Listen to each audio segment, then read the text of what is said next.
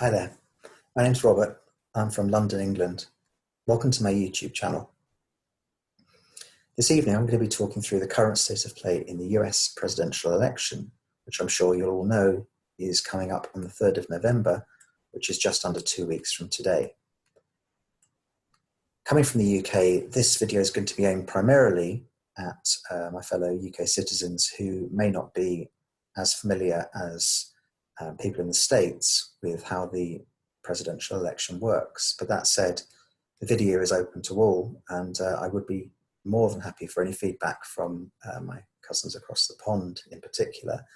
And I'd first of all like to shout out one particular channel on YouTube, which I have followed closely the last few weeks. Just share the screen with you now. And that is this one here, which is Political Analysis, Election Predictions.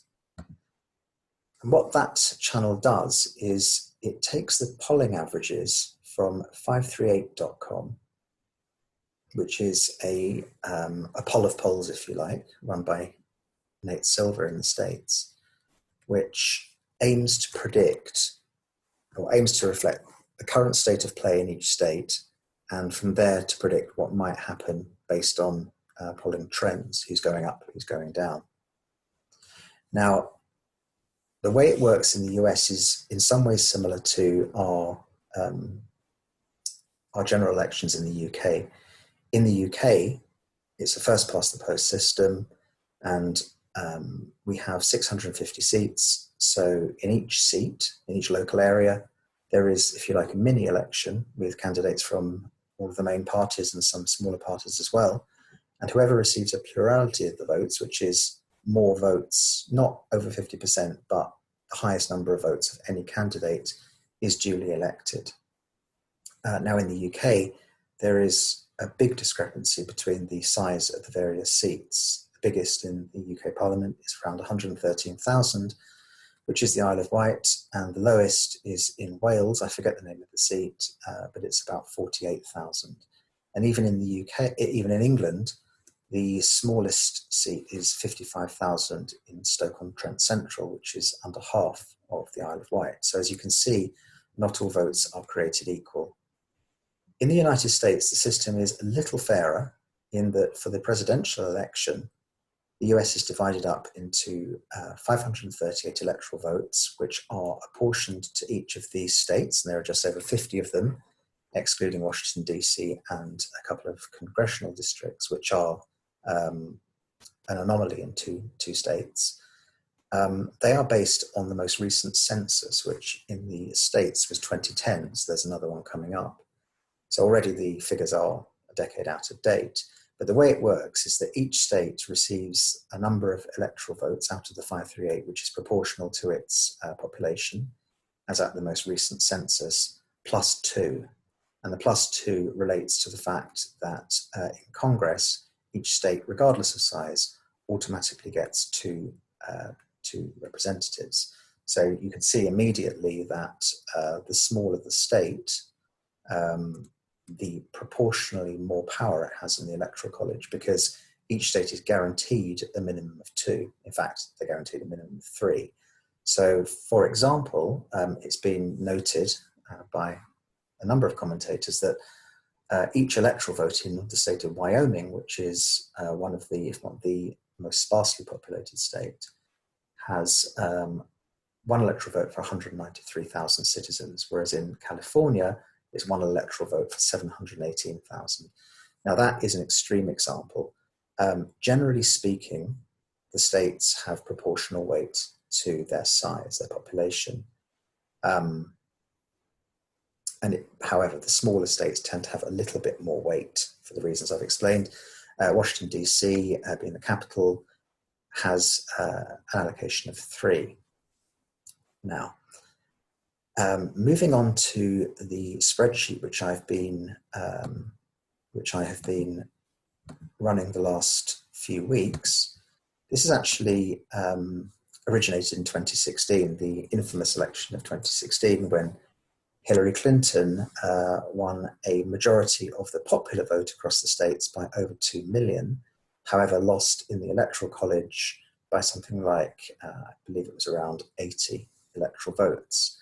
And you wonder how that can happen. Well, the way it can happen is that in each state in the US, the winner takes all, with a couple of very small exceptions. So, for example, in California, which is the largest state, it's worth 55 electoral votes, which is almost 1/5 of the entire population of the states. Whichever candidate wins the highest number of votes wins all 55. At the moment, that's the Democratic Party. But if they win by one vote, they take all electoral votes. So as you can see, it doesn't help to have a large majority in an individual state, because those votes effectively count for nothing. Now, the Electoral College was set up for a number of reasons in the 19th century, and I'm not going to go into them. Some of them are debatable. However, I think one that is agreed upon is the intention was that a candidate had to have broad appeal.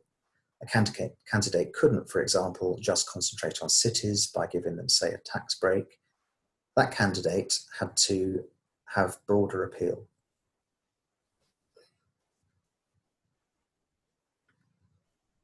And so what candidates are in theory encouraged to do is to reach out to each and every citizen, each and every state on national issues. And in fact, that is what President Nixon undertook to do in 1960 against Kennedy. He visited each and every state. In reality, the great majority of states, although they vary from time to time, in that election, 1960, for example, Texas was Democratic, whereas now it's Republican. And in that election, California was Republican, it's now Democratic. The South currently is quite heavily Republican. Back then it was Democratic. But if you look at a shorter time period, there's only a small proportion of states which are competitive. Now, what I have done here, this is based on 538.com numbers, is take the polling average for each state based on the date, so starting on Wednesday the 2nd of the 9th, and tracking the lead that either Donald Trump for the Republicans or Joe Biden for the Democrats has over the other. Those are the two, really the two only candidates in this election, save for a couple of very, very small exceptions. And as you can see, for example, here, Alabama had an 18.6 percentage point lead for Donald Trump based on the polls at the beginning of this. And I've gone through this around twice a week to track the numbers and to see what effect that has on the current projection for Electoral College votes on the 3rd of November. A few things just to call out here. Where I've coloured in a state in gold, that indicates that based on current polls, that state has flipped. Now, as I mentioned, Donald Trump won in 2016 by around 80. What he actually did was flip 6 key states, which were Florida, Iowa, Michigan, Ohio, Pennsylvania, and Wisconsin, from those that Obama won in 2008 and in 2012. And of course, in effectively a 2-horse race, if you flip a state, it has a double effect because it increases your electoral count and decreases your opponents. So those states together are worth, I think, 75. So in effect, that's a 150 electoral vote swing for Trump in 2016 out of 538. And that's what won him the election. And it just so happens that in those 6 states, which are probably, with a couple of other states thrown in, the 6 which will decide this election, they reflect Donald Trump's core demographic, core voter, more than the national average. For example, in 2016, around 2/3 of non-college educated whites voted for Trump. In all of those 6 states, that demographic is overrepresented by at least 6 percentage points. So what that translates as is, crudely, Biden needs to win more of the popular vote to gain parity in the Electoral College. And that's the problem that Clinton had in 2016. She won by 2 million votes nationwide, but they were not strategically distributed well for her. And in particular, those 6 states that I mentioned, and notably the ones in the Rust Belt, so Ohio, Pennsylvania, Wisconsin, and Michigan, flipped to Trump by tiny margins. So his vote share was distributed very economically. This hasn't always been the case in electoral history, but at the moment, because of demographics in the key states, the Electoral College has an inbuilt rightward tilt, so towards the Republican Party. And the current thinking is that Biden needs a national lead of around 3% to win. So just to break even, if you like, or win by 1 electoral vote. And anything between 3 and 5 is risky for him. But as you can see, he's actually tracking remarkably well nationwide. These figures have increased since the beginning of September. They went up here around the time that Trump was diagnosed with COVID and came off the campaign trail, up to 10.3, and they've remained remarkably similar. And as you can see, since I started tracking this, and you have to disregard the fact that at the beginning of this, certain states were not reporting, and I didn't allocate them, even though those states historically are quite clearly, in almost all cases, either Democratic blue or Republican red. There actually has been very little movement. So on the 1st of October, Georgia flipped from a 1.1 lead a couple of days earlier, well, a week earlier actually, for Trump, to 0.5% for Biden. And we also have Iowa there, another key swing state in the Midwest. Some of these are estimates because these states, which are actually very small for these purposes, so aren't important, like Nebraska, are not giving reliable and regular polling updates. Ohio, again, a perennial swing state, which Trump has to win, really.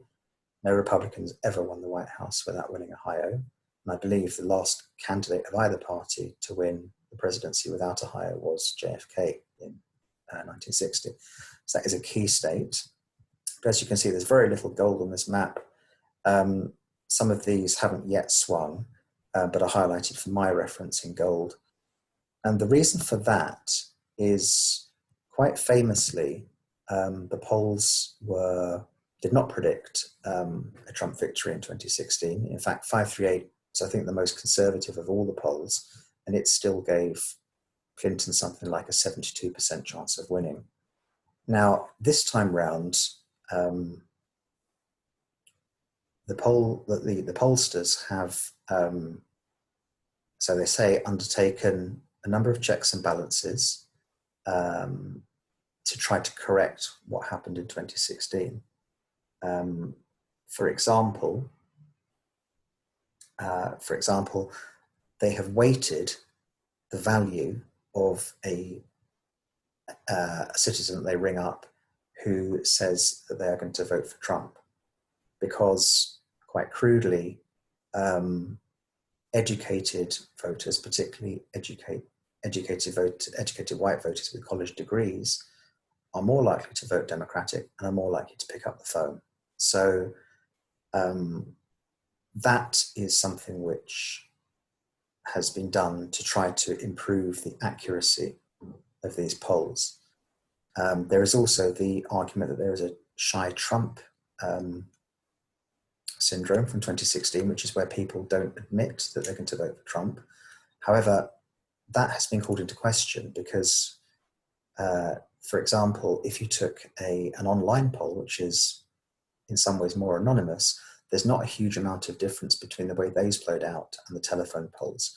In reality, what probably happened is that a large proportion of undecideds, in fact, probably most of them, went for Trump at the end, and also some of Clinton's key support didn't come out and vote on the day. And that's what caused those 6 states to flip for Trump. Of course, this is not an exact science, and you cannot legislate for those last 2 things that I've described. However, what I've done here in this column, which I've highlighted, is on a state-by-state basis, I have built in the amount by which the 2016 polls on election day, the third, I can't remember what it was in 2016, overestimated Clinton's chances. And in most cases, it was Clinton's chances that were overestimated. There were a couple which underestimated her chances, but they tended to be in states which were already clearly Democratic. And as you can see, if you do that, certain states which are currently quite comfortable for Biden, just looking for an example, Michigan is a good example, that is currently tracking at 8% for him. So that's a relatively comfortable lead. But if you factor in the fact that Michigan polls gave Clinton 4.3% of a better position than she actually got on election day, that goes down to 3.7. So if you like, this is in a sense a worst case. It's assuming that the pollsters have not managed to correct the bias that they encountered, they realized they encountered in 2016. A good example here is North Carolina, traditionally a Republican state, but increasingly a swing state due to demographics. 3.1% currently for Biden, which has increased quite nicely from a low of 1.1. If you factor in the 2016 bias, he then loses that state by 0.6. So all that state's electoral votes go to Trump. However, there are only a few states, in fact, I think that's that and Iowa is one which would go. Are the only two, I think one of the main congressional districts as well. But the net effect on that, if I scroll across, I'll show you what I mean. Based on current polling averages, Biden gets 357. These are numbers as of yesterday, so Tuesday. Lead of 176, which is quite a handy lead. If you adjust it for that bias, he only loses 22 electoral votes, which I think is North Carolina, Iowa, and one of the main second congressional district. What I've also done in this spreadsheet, and this is shown over here in just a sec, these columns here, is I've calculated on a state-by-state basis what happens if there is a swing to the Republican Party. As you can see, there's a 5% swing. Bearing in mind Biden has currently got over 10% lead nationally. There's a 5% swing, state by state. He'll still win more votes nationwide, but his Electoral College margin becomes very, very tight, a lead of just 20. Exactly the same thing if it's a 6% swing, and what that means is there's currently no state which is tracking between 5% and 6%. So none of them would swing until you get to over 6. In fact, if you get to 7, that is where it would go for Trump. And that reflects what I was saying. 7% swing, these are state by state, whereas the 10.3% he's currently leading nationwide is a nationwide figure. But what that is effectively saying is if Biden's national lead went down to around 3%, he would lose the election. And that is because of the current built-in advantage that the Republican Party have. An 8% swing, and it's even more extreme. Down here, I've just calculated which states are currently safe. When I say safe, they're probably not in all cases, but that's where somebody currently has a 5% higher lead in polling. And then based on a 5% GOP, the abbreviation GOP, Grand Old Party means Republican. On a 5% swing, it's a lot tighter, as you can see. And below that, I've set out the battleground states, the big four here. They're not the biggest necessarily by electoral votes, but those are the four: Florida, Pennsylvania, Michigan, Wisconsin, which effectively won Trump the election last time. And if you see on a 5% swing, Florida goes Republican, but the others remain Democratic, but definitely within the margin of error, particularly the state of Pennsylvania, which is a key state. I'll talk about that state in a moment.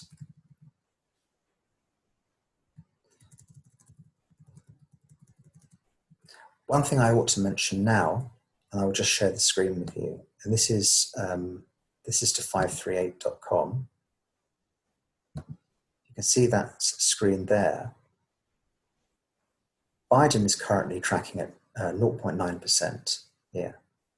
But if you click down into the Iowa forecast, it's not based solely on polling averages. It also factors in certain demographic factors and also incumbency, which means that generally speaking, the incumbent can expect to do a little bit better, so the incumbent being Trump, on polling day than he's been tracking in the polls. So what this is saying is that although Biden is just about ahead by 0.9%, Trump actually has a very slightly better chance of winning the state on the 3rd. And that's just based on, if you like, history and how these things pan out. And an important caveat I should make in my spreadsheet is that, I'm just going to go back to it. These polling averages here are just the polling averages. They don't take into account what I've just described, the slight upturn for Trump. In effect, that would probably only flip 1 or 2 states, and not states that have a huge amount of electoral votes. I haven't actually done the maths because it would just take too long to do that state by state. But I suspect that that number 357 would go down to about 340, possibly down to the 335, which is actually the amount by which the polls were out in 2016. So I think based on current polling, that is probably a best guess, a lead of 132. However, that lead is somewhat precarious, and I will just show you now what I mean. Here you can see the concept of a tipping point. Now, this is something which was invented, well, I don't know if it was invented, but it was popularized by Nate Silver of 538.com back in, I think, 2012. And what this says is the tipping point state is the state which takes the winning candidate over the edge. So the state which provides the 270th electoral vote, which, if you'll recall, is the majority of the 538 total electoral votes. And what this is saying is that is the state that the candidate could not have won without. Any states that he or she won over and above that are, in effect, nice to haves. And the way it's calculated is, it's usually done after the event, so after election, but you can do it based on current polling as well. It's interesting to look at. Here we have the District of Columbia. That is the most Democratic-leaning state at present. And the percentages decrease and get more and more marginal. And what I've done here is I've put the vote count here. So this is the number of states. This isn't the order necessarily in which the states are called on election night. This is the order of, they're ranked in order of how comfortable the win was or would be in those states based on current polling. To get up to 270, we get here, and that's the state of Pennsylvania. And that state was key in 2016, that state and Wisconsin. And in fact, in 2016, Wisconsin was the tipping point state. It would have provided the 270th electoral vote, but for the fact that a small number of electors who were pledged in their respective states to vote for whoever won in that state didn't do so. And that affected both candidates, but it actually affected Clinton a little bit more. I think she lost 5 or something, and Trump lost 1 or 2. And if you take that into account, it was actually the state of Pennsylvania. But these states don't tend to vary much over time. And what this is showing you here is that below Pennsylvania, which is 6.2%, which is not a massive lead, particularly when you look at this, which is saying that last time round it overestimated Clinton's chances by 4.3%. So if you apply that here, Biden's 6.2 goes down to 1.9%, which is not comfortable at all. But even if you assume that he is genuinely tracking at 6.2, states below it, Arizona, 3.7, so almost 2.5% difference between those two states. 3.5 for Florida, again, a perennial battleground state. North Carolina, 310. then down to Iowa, Georgia, and Ohio. Sorry, Ohio is now tracking for the Republicans, but it has been up and down the last week or so. All of these have very narrow margins. So in effect, if polling started to turn towards Trump, the state of Pennsylvania becomes critical because he has to hold on to that. If he were to lose all of these ones which are currently marked as Democratic and Pennsylvania, he would be stuck on 259 and would lose the election. So although his numbers at the moment look very comfortable on paper, he's got a lead of, a lead of 176 at the moment based on polling averages. And even if you adjust it for the amount by which the states were out in 2016, is 132. That could switch very quickly. And remember, if you lose a state, you subtract the number of electoral votes from that state from your total, and the other guy gains them. So it can flip very, very quickly. And I think that is one of the reasons why, and I'm just going to try to share the screen with you again.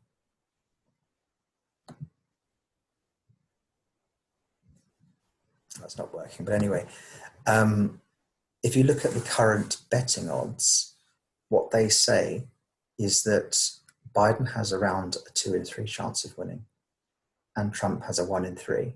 And I think that builds in the fact that there was a big shock in 2016, and no one knows for certain that the polls are right this time, although steps have apparently been taken by the pollsters to correct them. I think it also bears in mind the volatility of those states which I just showed you below Pennsylvania. And I think it also takes into account the fact that all other things being equal, the incumbent tends to gain ground towards the end. And we also saw last time that a lot of undecideds, most of them actually came out, I think, to vote for Trump. So I think that is the reason that Biden's chances at the moment are rated as only as 2 in 3. It could also be a little bit of bookmaker economics in that Biden's odds were so heavily in his favor a week or so ago, most casual bettors wouldn't put any money on him because it's not really worth it. Whereas Trump's odds were quite attractive, actually. And that's probably why the odds have narrowed somewhat. That, I think, is everything that I was going to mention. The only thing I should have mentioned at the beginning, actually, is that in the States, citizens don't actually vote directly for, they cast their vote for the president, but actually in each state, there are electors who are chosen by each state, cast those votes on that candidate's behalf. So in effect, you're voting for a slate of electors, really. But that is just a technicality. I hope that is all clear. What I'm going to do, what I propose to do, is to update this spreadsheet periodically. In fact, hopefully on a daily basis in the week leading up to the election. And I will, based on that, highlight some of the trends and some of the possible risks for Biden, because my suspicion is that this race, if anything, is going to tighten a little bit in those swing states, and not his position will not actually improve, but that is by no means certain. There was talk a week or so ago of a landslide for Biden, so they're talking up to 400 electoral votes.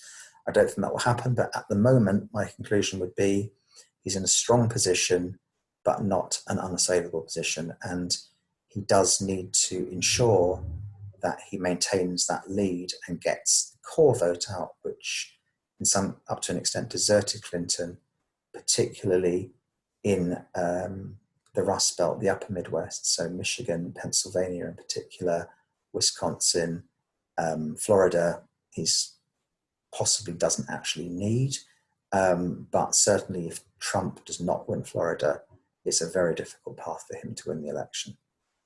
So I will leave that there. Comments welcome. Please feel free to like or subscribe to my channel, and I will see you next time. Thank you very much. Good night.